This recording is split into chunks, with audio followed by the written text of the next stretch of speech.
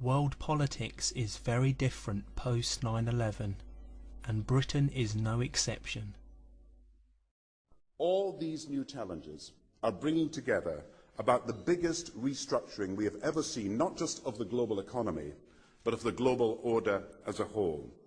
And 200 years ago, a famous British Foreign Secretary said that the new world had been called into existence to redress the balance of the old. In 1990, another old world ended, dominated by the Cold War, and people talked then, in 1990, of a new world order.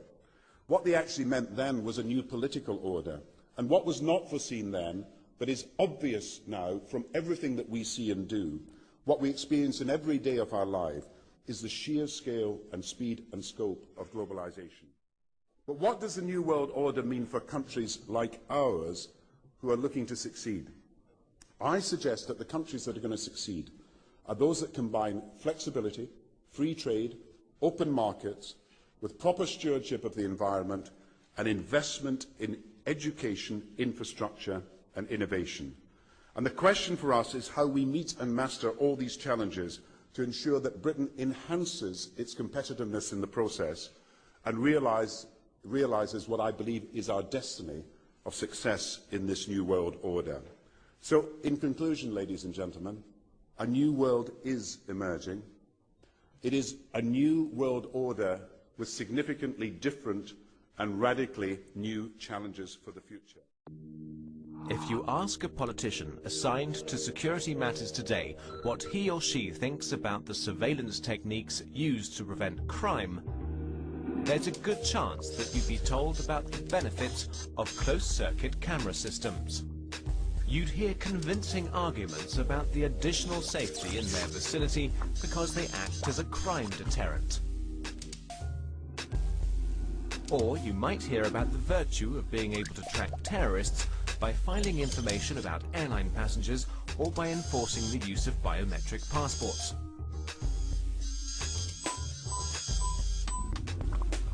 Maybe you'd find out how trusted computing protects you from malicious software and viruses. Or how scanning emails and eavesdropping on phone calls helps the police find potential criminals of all kinds.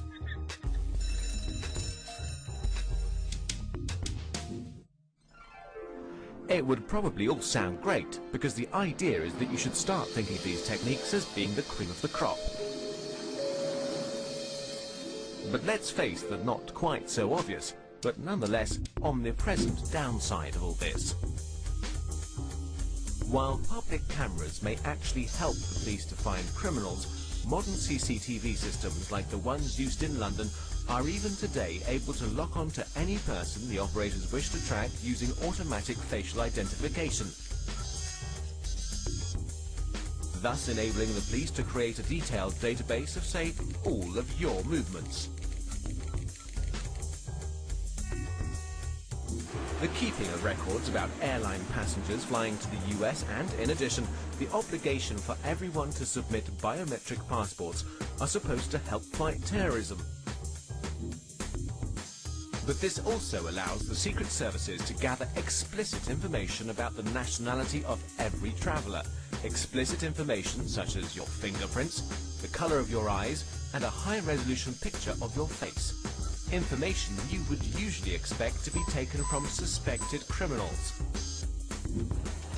Trusted computing promises to enhance security on your PC by only allowing certain trustworthy software to run on your machine. What you're not told is that the person who decides which software you can trust and are therefore allowed to install on your PC will certainly not be you. On the one hand, scanning emails and wiretapping phone calls for ominous keywords could convict a few small-time criminals. But on the other, it allows all sorts of people involved in this monitoring process to retrieve all sorts of private information.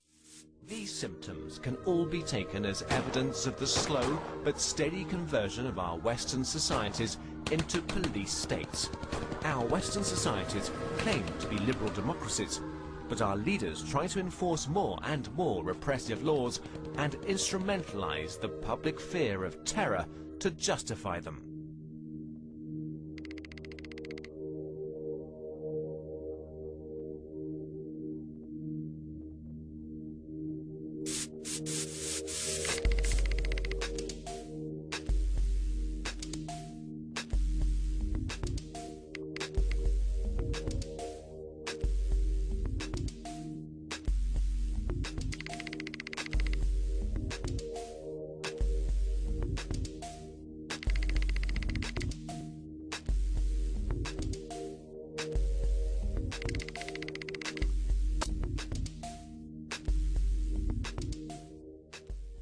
any comparisons with George Orwell's 1984 is now a tired cliché, as Britain has fulfilled every requirement laid out in his nightmare scenario of government.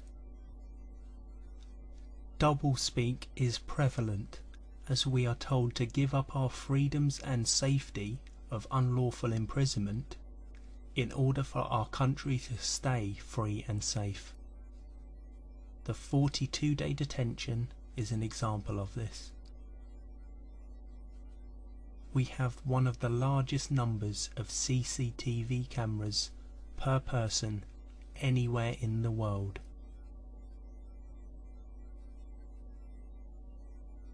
They are now even talking to us. Our mobile phones, our credit and debit cards, and our internet searches leave digital footprints which the government is trying to store.